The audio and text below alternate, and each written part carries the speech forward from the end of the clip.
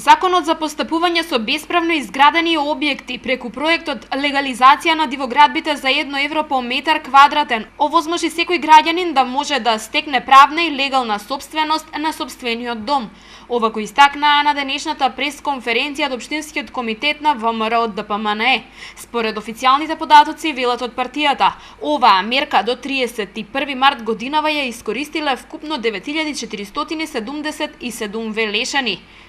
Од поднесените барања до сега целосно се реализирани вкупно 4980 предмети, со кои значителен број на наши сограѓани се стекнаа со решение за утврдување на правен статус на сопствените објекти.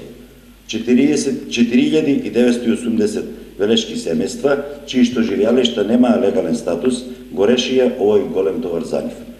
Овој деценискиот проблем од кој претходните влади бегаа и со кој не сакаа да се соочат, денес во интерес на граѓаните успешно се реализира. Големата бројка според партијата е доказ за важноста на проектот за Велес и одраз на реалната потреба на граѓаните. Владата во 2 наврати, велат од Општинскиот комитет на ВМРО ДПМНЕ, со законски измени ги продолжи роковите за поднесување на барања за легализација. Оние кои што до 31 март годинава поднесоа барање, геодетските елаборати можат да ги достават најдоцна до 31 декември следната година.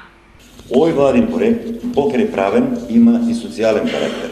Почнувајќи од 2015 година, Агенцијата за катастар на недвижности по службена должност изработува бесплатни геодетски елаборати за примателите на социјална парична помош, постојана парична помош или лица со ниски приходи, со цел овој голем проект да се вклучи и оваа ранлива категорија на наши сограѓани.